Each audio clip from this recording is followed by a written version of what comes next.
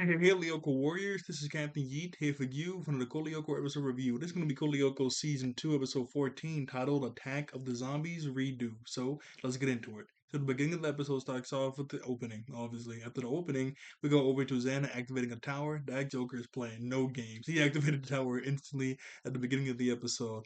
After he does that, a little Xana smoke cloud appears on Earth, specifically in Oric and Odd's room, and it attacks Kiwi. Then we go outside and we see Yumi meet up with everybody else and see everybody, hey, how did that Italian test go? Jeremy goes and went pretty bad. I couldn't even string two words together. And then Odd starts to speak fluent Italian. He goes, what? All I said was, you're not really good at Italian, good old buddy. He goes, see? I couldn't even understand that. Which is kind of funny and it's kind of nice too. Like, sometimes in TV shows, animated or live action, whenever the smart character gets outdone by a dumber character or just a dumb character in general in the group, they get kind of angry, but Jeremy, he wasn't angry about it. He just said, yeah, I kind of suck at Italian. I know better than me, so it's whatever. That's number one. Number two, I feel your pain, Jeremy. I'm not gonna lie. I mentioned this story maybe once or twice, but in middle school, I took Spanish and I sucked at it. I know my name, I can count to six, but other than that, man, I was struggling bad in that classroom. I think the only reason why yeah, honestly, I mean, it's not confirmed, but I think the only reason why I passed was because the Spanish teacher, she loved my second older sister. She speaks fluent Korean and Spanish, and when she found out I was her brother, she was like, "What? You're her brother? Oh, you're gonna do so good in this classroom. She does amazing." No, I was not my sister, man. I sucked in that class. And I started panicking my first year of community college because they was telling me, a lot of my counselors and teachers, that if you want to go to a university, get your last 2 years, you have to do a language. I was like, you gotta be kidding me. I could barely do a regular language in middle school. Ain't no way I can do a language now in college. Oh no. Now not every university needs a language, so I'm picking some universities that don't need a language because I'm not gonna do good in those. Like, just no. I didn't even try. I did not do language at all by the time I graduated my community college. My goodness, I could not do that. But anyway, after that happens, Millie and Tamia walk up on Sissy and ask Sissy how does he feel about it's not a student exchange program, but it's like a student exchange program, I guess with mainly just talking, specifically with the French. I don't know exactly how it's gonna work, but that's what's gonna happen. Oh, actually, is that set up for a later episode? Because I remember later on in the series, there's that one episode where that exchange student comes in and she's like a pen pal for Sissy, and they're like talking about, the exchange program here. That's kind of, oh, I don't know if they set that up way back then, but that's kind of cool. That's kind of cool the fact that they did that. Anyway, they're asking Sissy, what's her thoughts on it so they can put it in the newspaper. And Sissy, classic Sissy, just being mean and green for no reason. She says, first of all, nobody reads the newspaper. And number two, she doesn't want the whole school to know what she thinks. Odd cracks a little joke saying, well, she can't think because she doesn't have a brain. And then she walks off. Obviously, Millie and Tamia are pretty upset about what Sissy said because, I mean, there was no reason. I mean, if you don't want them to know what you think, then just say no comment or just say I don't want to. You see, they have to say nobody reads the newspaper. Like, geez, Sissy is being mean for no reason. Anyway, after she walks off, the very next scene, we see Millie and Tamia going. Oh wait, actually, I'm sorry. I got ahead of myself. I got, I'm sorry about that. I got ahead of myself. After that, we go over to the lunchroom later that night for dinner, and Jeremy and Odd are arguing because Jeremy called Kiwi brainless, and Odd is like, "Well, he's not brainless. He's really smart." He goes, "Odd, when you throw a stick, he doesn't go fetch it. Well, would you go fetch a stick?" No, well, not a dog. Obviously, well, Jimmy didn't say that, but come on, Audie, he's not a dog. After that, we go over to Millie and Tamia in the hallway, about to go take a shower. When they're in the hallway, about to go take a shower, they run into Kiwi. Obviously, they start to panic a little bit because Kiwi's not supposed to be out and about. If Jim or somebody else catches him, he's going to get sent away. So Millie goes inside the bathroom to take a shower, while Tamia grabs Kiwi, or tries to grab Kiwi to bring him back to Odd's room. When she reaches down to grab him, Kiwi bites her, and then you see Kiwi's eyes and there's Xana inside of there. So yeah, Xana took over Kiwi, which is pretty bad, especially with what he's about to do. So after Kiwi bites Tamiya, she starts to feel really woozy, and then she falls over. Then we go over to Millie taking a shower. It's a kid, so neck up. We only see the neck up. So she's taking a shower, scrub a dub dub, and then Tamiya runs to the bathroom with her. And Tamiya, her skin is green, her fingernails are like razor sharp. Well, not razor sharp, but they're like really pointy. Her eyes are completely whitened out. There's no pupils inside of it. She's acting like a zombie, like the episode. So she turns into a zombie and tries to attack Millie. Sorry, I guess I say their names back to back every time I mention them, and just saying them individually kind of messing me up a little bit. I'm not gonna lie. But he attacks her. She's able to push Tamiya off of her, grab her robe, and run out of there. And then we cut over back to the lunchroom to where Odd is eating like his fourth or fifth cup of pudding. Oric says he's like a cow. He has like multiple stomachs. She busts into there and she starts yelling and screaming about how Tamiya looked like a monster. She was attacking her, this, that, and the third. Everybody's looking very confused. Like, what? What is he talking about? Now the lunch lady goes over to Millie and says, "Hey, maybe you just had a bad dream or maybe a nightmare." She goes, "No, it actually happened just like a few minutes ago. I'm telling the truth." All the Lyoko warriors are starting to look at each other. This sounds like Xana. So they do a super scan, and yep, just like they said, Xana. I mean, yeah, this does sound pretty much like Xana, so that's what they have to do. And Millie is still just spazzing, going crazy about the whole ordeal. Her hair does look kind of cool when it's wet and down like this. It's like one specific scene right here when the Lynx lady's holding her. After that, they have to call Yumi. Yumi obviously has, well, not obviously, but Yumi's at the dinner table. She answers the phone from Oric, and whenever she answers it, her little brother starts to do. Her little brother goes, "Uh oh, is that Oric? Oh, that's your lover, isn't it? Your boyfriend, your boyfriend." Yumi acts like she's really mad, goes to her room, but obviously she sneaks out and gets to the factory. And this is what I was talking about with Millie's hair when it's down wet like this. It looks kind of cool like this. I kind of like it. So, excuse me. Sorry. Then I talk a little fast. The PlayStation showcases in like 30, 40 minutes after I get this episode done. So after that happens, we go back over to the lunchroom, and the lunch lady says, "Hey, this is something serious. Millie isn't calming down. You should go get your father." So she goes up. Well, she specifically talking to Sissy. You should go get your father, the principal. So Sissy's about to get up, and Ori says, "Hey, you know what? I'll go with you and everybody else." And she gets really happy, not because everybody else, but specifically because of Ori. So before we continue, I do want to show Sissy's face. It was so funny because when Oric said, "Hey, I'll go with you," she got so happy. Like you already know Sissy's gonna get happy because of that. But that was really funny to me. And that was kind of smart too. I mean, Oric and the rest of the gang could have just easily said they want to just go back to bed, but that was a kind of a good excuse too to just say they're gonna go with Sissy to go get the principal. And then when they walk outside, they run in the gym. And Sissy goes, "Hey, Jim, there's a problem with Sissy. I mean, there's a problem with Millie Salavias. I think that's the first time we heard her last name. It's kind of a cool last name, Salavias, if I'm saying that right. I don't know it doesn't sound like a regular last name, so I don't know if she's like I don't know. Part of me thinking it sounds Russian, but I don't think it sounds Russian. But part of me thinking Russian. But anyway, after that happens, Jim turns around and he's a zombie. And then there's like 10 more zombies that pop up. Kiwi was going crazy. I mean, to me, it could have bit some people too, but a good chunk of the school is already zombified. So when Jim turns around, he's a zombie and they see all the other zombies. Sissy starts to freak out and she runs towards the woods. Now, Orc runs after her while Jeremy, Odd, and Alita all jump back inside the cafeteria and slam the door. And then it's when Odd tells everybody that, yeah, there's a zombie attack, the lunch lady starts to freak out and she passes out. So after that happens, we go back over to Sissy, and Sissy running around the woods. And even in deep in the woods, there's like 10 plus zombies in there. Like a good chunk of the school got bit already, and it's only been like I'm gonna say like 5 minutes from Millie going from the bathroom all the way to the lunchroom. It's been like 5 minutes and like half the school's already a zombie. That's kind of wild. But since he goes into the woods, there's like 10 zombies there. Oric jumps in there, fights the zombies off, and they run away.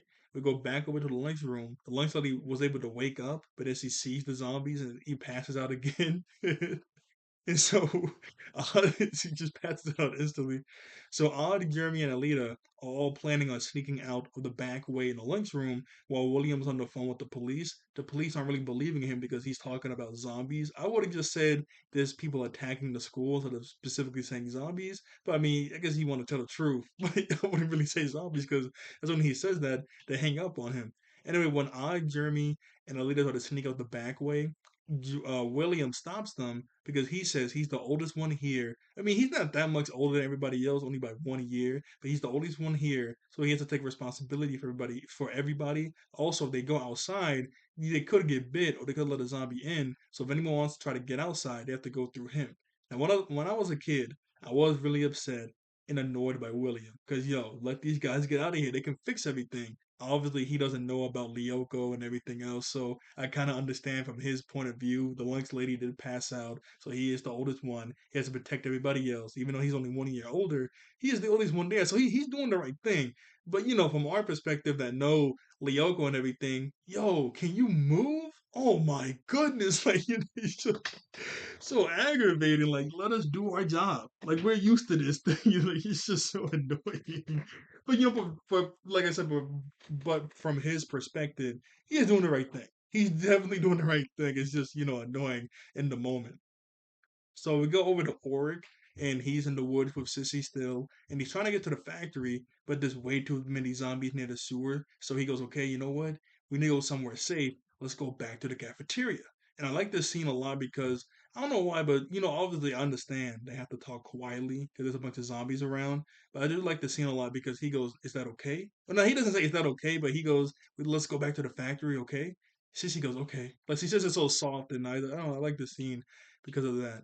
So then when they're trying to go back over to the, the lunchroom, we go back over to the cafeteria, and Jeremy and crew are explaining like the plot of CodeLyoko to William that we have to go to the factory and go to a digital world to stop a tower that can stop this whole thing. William's like, what do you take me for? It's like, come on. Now, part of me is like, William, you do see zombies out and about, so maybe you should open your mind to more possibilities. But I'm not gonna lie, I'm kind of siding with him on this one. He specifically says that sounds even more ridiculous than the zombies walking around, which, yeah, kind of. You have to let us go to go inside of a virtual world to stop a tower. Like, it seems so convoluted to stop the zombies. You have to go into a virtual world to stop a tower. I mean, to deactivate a tower. It does sound kind of convoluted, but I mean, that's what they have to do. But William doesn't believe them. But I goes, okay, here's the plan. I'll distract William while you two, Alita and Jeremy, sneak out. So he starts to yell at William. He's yelling back at him, making a fake little argument. They're about to sneak out the back way. But when this happens, Herb sees them sneaking out and goes, William, look, William. I'm like, oh my, yo, where's Sissy to get a handle on him? That was so annoying. He snooks on them. William walks over, pushes Jeremy down. He goes, "See, you can't do this." I mean, no, he doesn't say that. He goes, "You're gonna thank me. This is for your own good." And I was like, I could have sworn he punched Jeremy in the stomach. At least that's a different episode that already happened. I could have sworn he punched Jeremy. Or did that already happen? I can't remember honestly. I thought he punched him in this episode, but after that happens, we go over to the front gate of Catholic Academy. And when we get there, there's two police officers. It kind of looks like the two police officers that was like handling that one dude back a few episodes ago when he stole like the uranium. What was his name? Like Paul something? I forgot.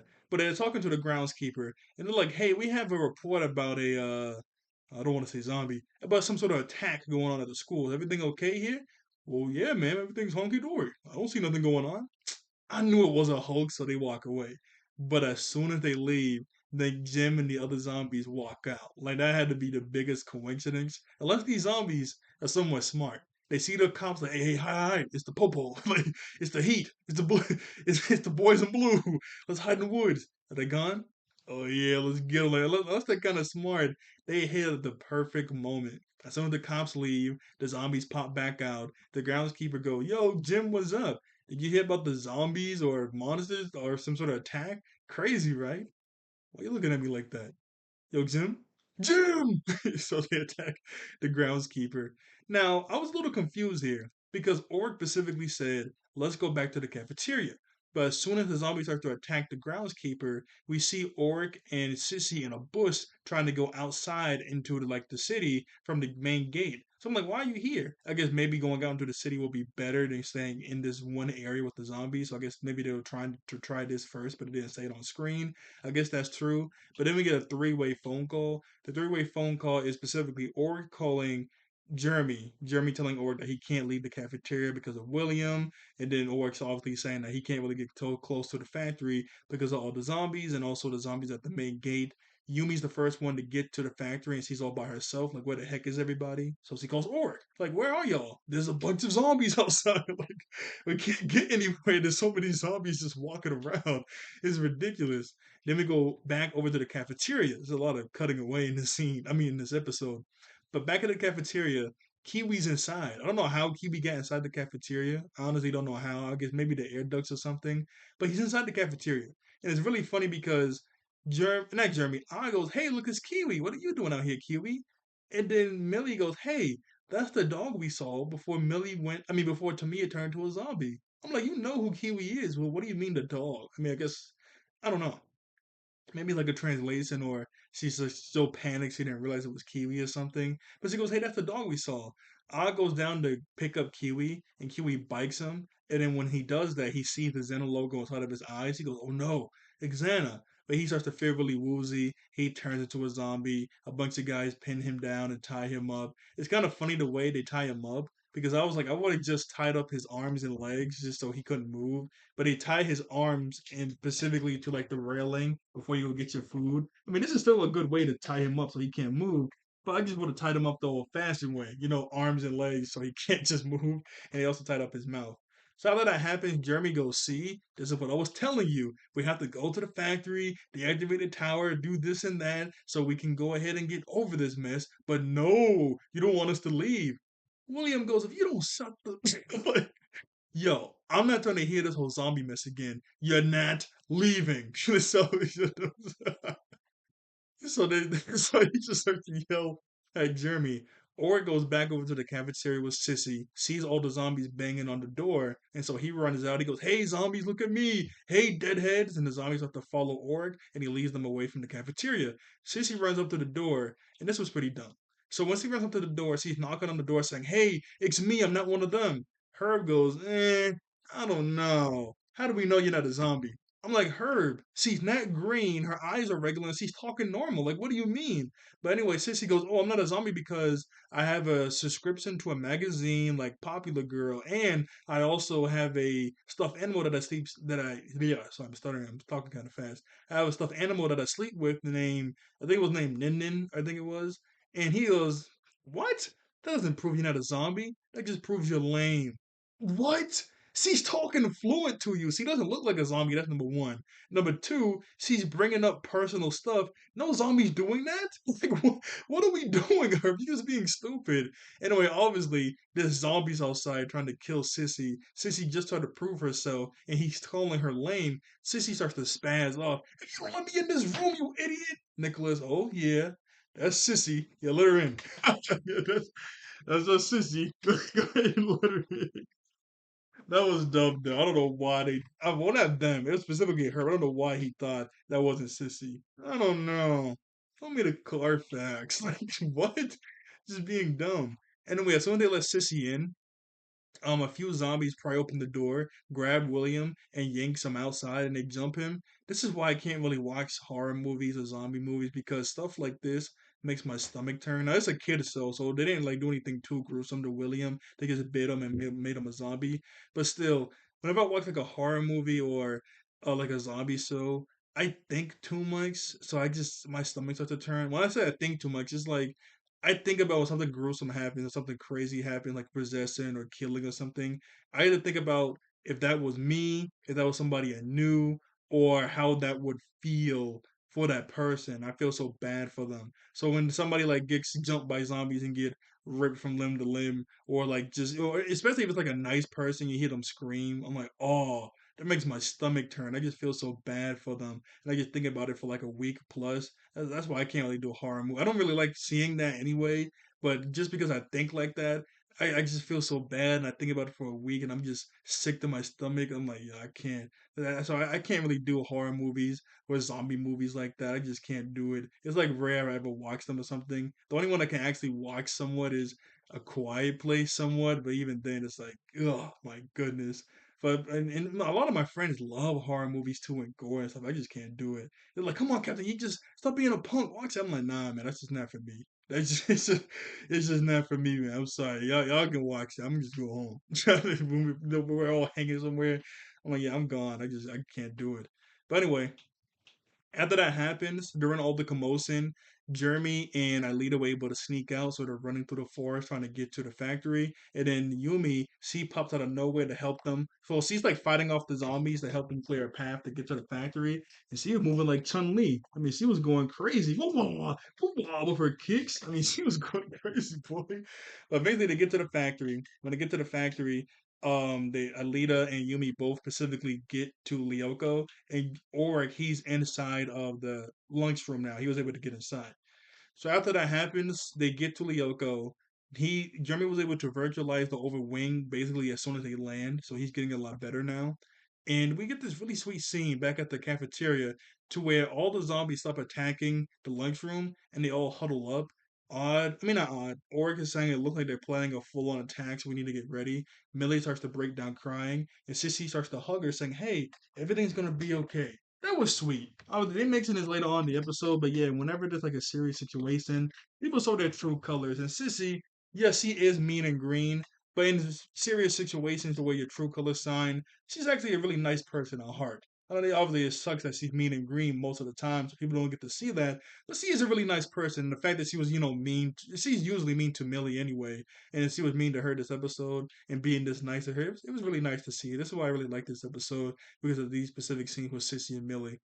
So while Yumi is flying over to the tower with Alita on the overwing, Jeremy specifically states that, oh, this makes a lot of sense. The zombies specifically didn't attack me or Alita because Xana wanted to attack her guardians, Yumi, Oric, and Oz, so she have less bodyguards whenever she gets to Lyoko. But now that she's on Lyoko, Xana doesn't need me anymore. And then they're like, what do you mean? And then we see some zombies on the video cameras that's already inside of the factory. Jeremy says you guys need to hurry up and deactivate the tower because if I get bit by a zombie, then I can't do the return to the past, and then we're gonna be in a really bad situation. And I was like, not really, because whenever you deactivate the tower, whatever Xana did stops working instantly. So all the zombie stuff will get like taken off everybody. Now, yes, you still need to do return to the past because everybody's gonna remember what happened today. But when you do the return, yeah, I'm sorry, I'm talking so fast when you do Return to the Past, it's to nullify everything. It's to nullify all the zombie stuff. That's number one. And number two, we've seen multiple times that Jeremy can start up a Return to the Past sequence that's tied to the tower. So what we've seen to where like a leader would deactivate the tower, and as soon as that happens, it activates Return to the Past. So I'm like, why don't you just do that? If you're so worried about getting bit, why don't you just do that? Like, I don't know why you don't just do that. But I guess it's supposed to, create tension. So Alita and Yumi are fighting off against three crabs in front of the tower. And every now and again, we'll cut over to the cafeteria to where everybody inside the cafeteria are fighting off against all the zombies. All the zombies bust into the cafeteria, and one by one, each member of like the last few survivors get picked off and jumped and bit to turn into a zombie. And the last three survivors left are Oric, Sissy, and Millie.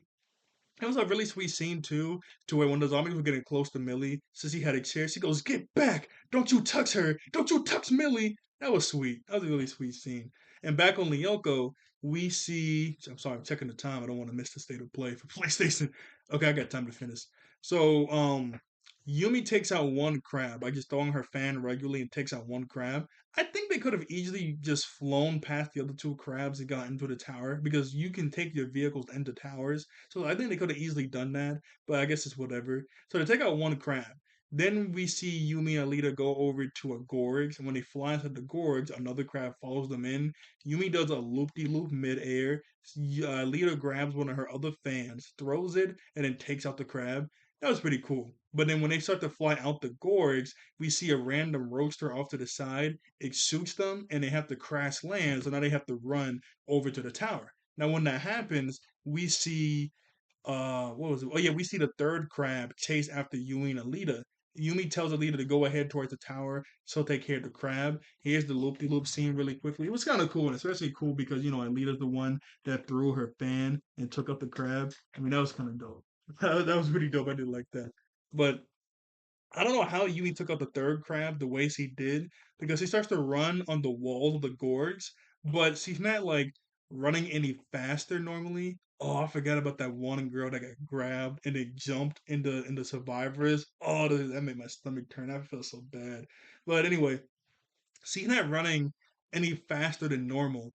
So I don't know how she's running on the side of the gorge like this because she doesn't have super sprint. She's not using an ability. So I don't know. I don't know how she's doing this, but she runs on the walls of the gorge, jumps off the wall, jumps on top of the crab, and then takes it out. And then she meets back up. See, like she's just running on the walls of the gorge. Like how? I don't know how she's doing this. But anyway, she does that, and then we see Alita and Yumi. They get to the edge of the gorge, and when they do, there's just nothing. So they're assuming that Xana disintegrated or just destroyed the platform of the tower. But Jeremy goes, "No, with my scanners, I can see the tower is still there." Then Alita closes her eyes and she can see the tower. I don't know how this exactly works. I don't remember her doing this specifically in any of the moment, but she closes her eyes and see the tower is right there.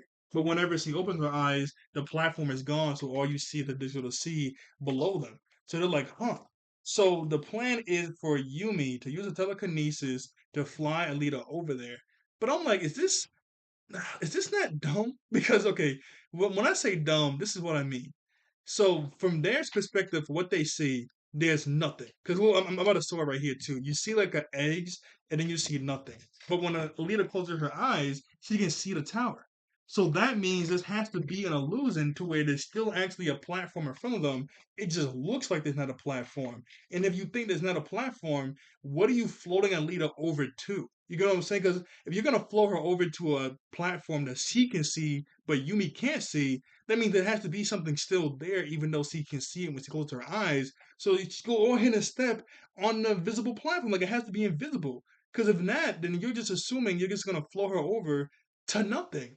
Like there should be something there, but no, that's they don't think about that. So she starts to use the telekinesis to float Alita over to the tower. When she does that, a another roadster, Kalangarax, too hard to say, but a roadster that shot him from before comes up from behind Yumi and keeps shooting Yumi. Every time she shoots Yumi, Yumi drops Alita, but she has to catch her again with her telekinesis.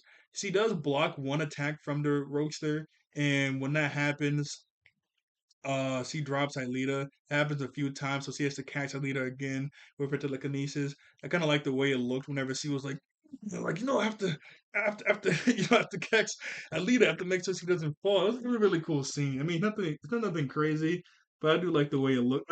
Like you have to really catch it. You have to really catch it. So eventually, it's just too much for Yumi, and she drops Alita, but she falls on the invisible platform, and she goes, "Oh, it's actually something here." No, really? Like you gotta you gotta be kidding me, yo. You really gotta be kidding me. But eventually, Alita starts to run over to the tower. Xana does materialize a crab, but the crab doesn't shoot at her, so I guess it was supposed to scare her to buy time. But she goes inside the tower. She does CodeLyoko. Now, while she's doing CodeLyoko, Jeremy does get bit by a zombie, and Jeremy has to muster through becoming a zombie to do Return of the Past, which is kind of cool. There's also that one scene I want to show. I guess I saw at the end of the episode, actually. But after that, he does Return of the Past. We go to the beginning of the episode. In the beginning of the episode, we get the exact same scene where Sissy was being mean and green to Millie and Tamia for no reason. And when she walks away, Alita and everybody else is like, deep down, I think Sissy's actually a really nice and kind person. You never really know. And all the Millie and Tamia are like, what? What are y'all smoking? They don't remember the whole episode, but you're like, what? Smoking. Like, you're being ridiculous. Not really. And then William walks by and like, yeah, you never really know somebody's true colors. And I don't know, but part of me was like, are they trying to imply he has bad true colors? Because he was kind of doing the right thing in the situation that was going on. But I don't know. But that's the end of the episode. Oh, I cannot believe I forgot one really funny joke. When William got turned into a zombie, Orc was running around before he got inside the cafeteria, and he kicked William really hard. He goes, "That one is on me." I'm like, yo, he didn't do nothing this episode. I mean, I know he's trying to get with you, you don't like that, but he didn't really do nothing. Besides being a zombie. But that was kind of funny. But that's the end of the episode. And the last shot I saw is Sissy holding Millie. 'Cause that was a really sweet scene. Her protecting her so much this episode. She really is a nice person at heart. But that's the. Oh, actually, that's not the scene I wanted to show. Okay, yeah, but that's it. So, like, share, and subscribe. I see you all later. Thank you all for watching. I think you all later. We'll meet with beings, and I see you guys next time. All right. Bye bye. Let me just get this set up really quickly. Stop the episode. Just Sissy and Tamia. Bye.